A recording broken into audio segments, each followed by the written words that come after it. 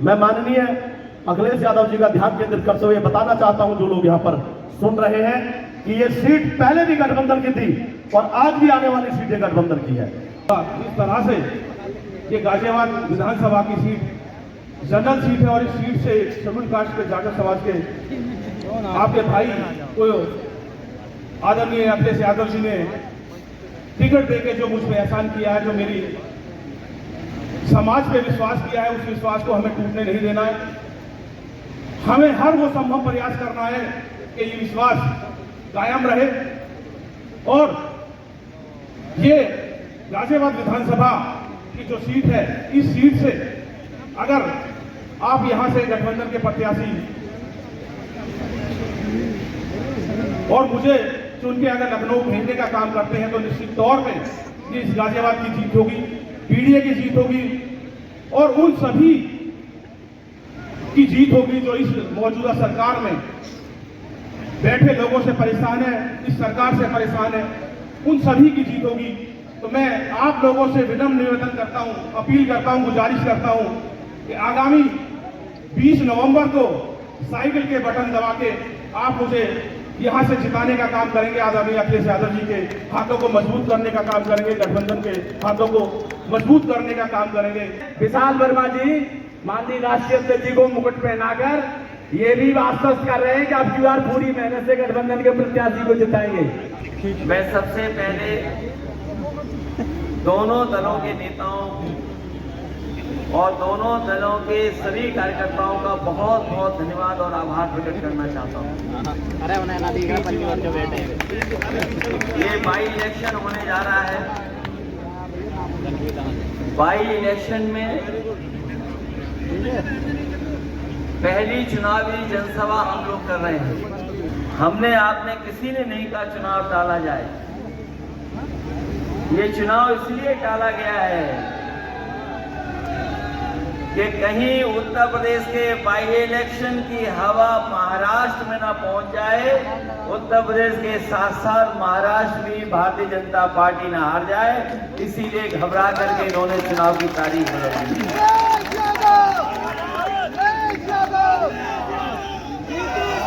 और तारीख इसलिए भी बदली गई है, पूरे उत्तर प्रदेश में आप जानकारी कर लीजिए, इन त्योहारों के समय पर बड़ी संख्या में लोग छुट्टी लेकर के आते हैं। जब जब उत्तर प्रदेश में त्योहार होता है, पूरे देश में जो उत्तर प्रदेश के लोग गए हुए हैं वो छुट्टी लेकर के आते हैं। और वो इतनी लंबी छुट्टी लेकर के आए थे कि उन्हें पता था कि चुनाव की तारीख क्या है।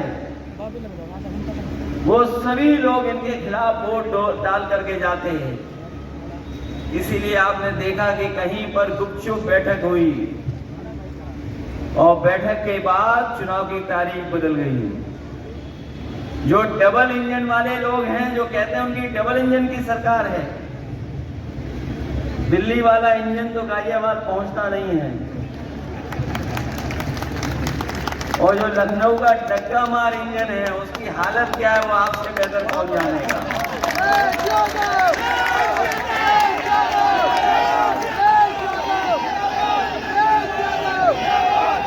हालांकि गाजियाबाद का चुनाव इस बार परिणाम अलग देने जा रहा है।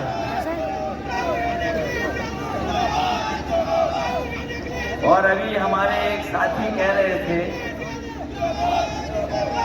कि जब से भारतीय जनता पार्टी उत्तर प्रदेश में हारी है, उस भारतीय जनता पार्टी के नेताओं को नींद नहीं आ रही है, और जब उन्हें नींद आती है तो उन्हें याद आ जाता है कि कहां उत्तर प्रदेश में कितनी बड़ी हार हारे हैं। इंडिया गठबंधन और पीडीए ने जो हराया उसकी वजह से उन्हें नींद नहीं आती जब वो एक करवट लेटते हैं, और जब नींद आती है दूसरी करवट करते हैं तो उन्हें अयोध्या की हार याद आ जाती है। और अयोध्या का जीतने के बाद अब गाजियाबाद असंभव चुनाव नहीं है, यहां भी जीता जा सकता है।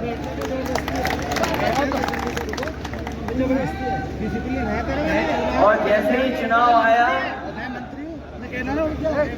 बीजेपी के लोगों के नारे बदल गए। जो कहते थे कि हम सबका साथ, सबका विकास और सबका सहयोग लेंगे, वो अंग्रेजों वाला नारा दे रहे हैं। कभी इस देश में अंग्रेज लोगों ने नारा दिया था डिवाइड एंड रूल। हमारे साथी इतनी तो अंग्रेजी जानते होंगे कि डिवाइड का मतलब क्या होता है।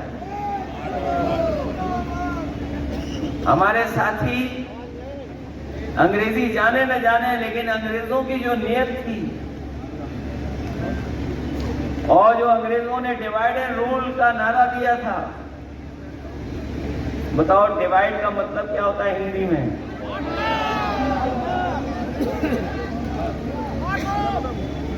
बोलिए, नारा अंग्रेजों का दिया हुआ था। सोचिए कब अंग्रेजों ने नारा दिया था। अंग्रेज तो हमें छोड़ के चले गए, लेकिन अंग्रेजों के वचन वंशी अभी भी हमारे आपके बीच में कभी कभी दिखाई देते हैं। अगर ये गाजियाबाद हमारे लिए चुनौती है जीतना, तो हम इंडिया गठबंधन के लोग, कांग्रेस और समाजवादी पार्टी के लोग एक एक बूथ पे काम कर करके जीतने का काम भी करेंगे। ये गाजियाबाद वही जगह है जहां पर किसान आंदोलन लोगों ने देखा है।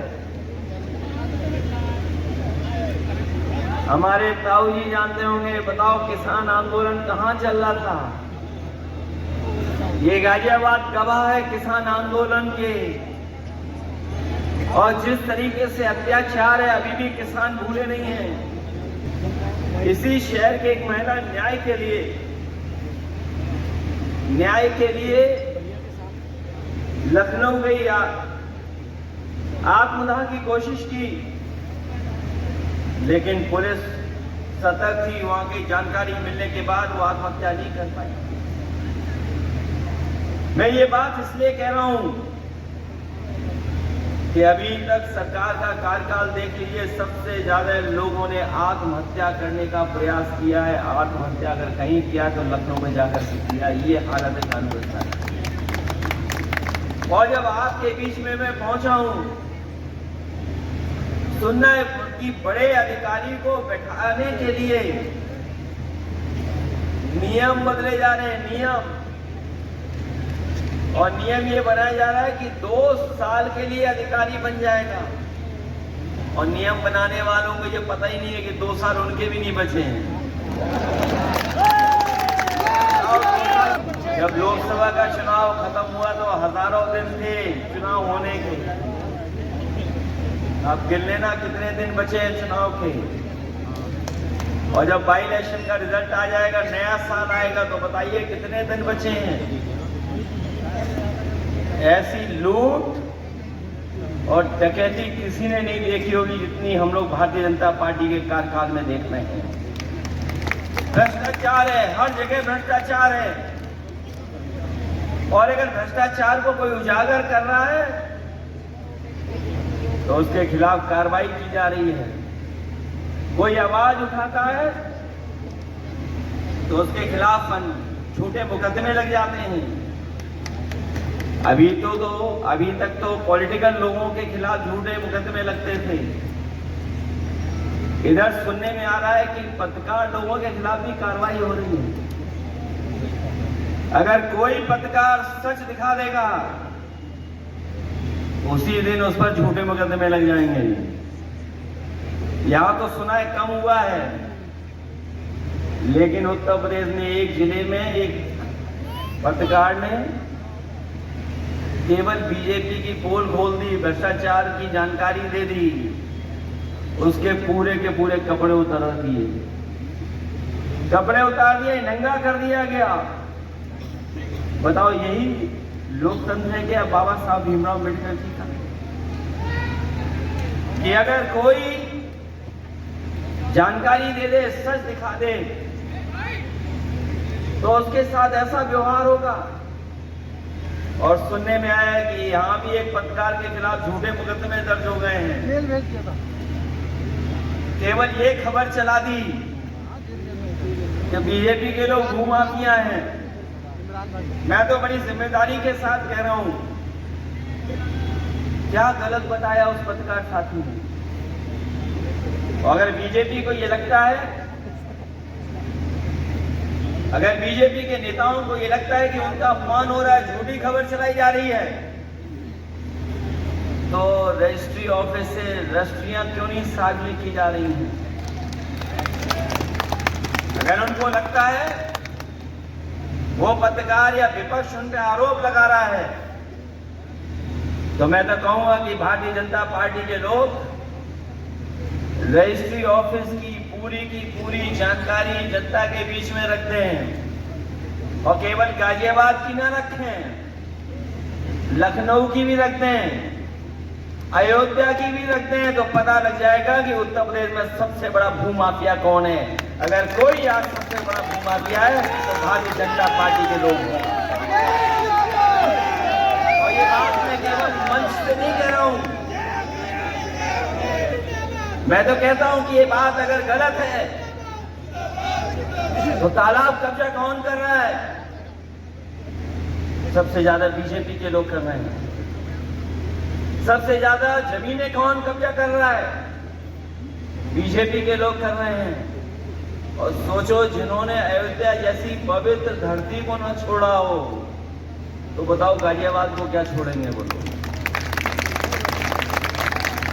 और जिन्होंने गंगा की मैया की कसम खा करके कहा हो कि गंगा मैया साफ हो जाएंगी, और ये गंगा मैया कितनी साफ हो गई यही बता दें बीजेपी के लोग। यहां भी कोई नदी बहती होगी, हिंडन नदी बहती है। बीजेपी के लोगों को लगता हो कि हिंडन नदी का पानी बिल्कुल साफ बह रहा है, तो उससे मुंह न धोएं, अपनी आंखों में डाल लें बस।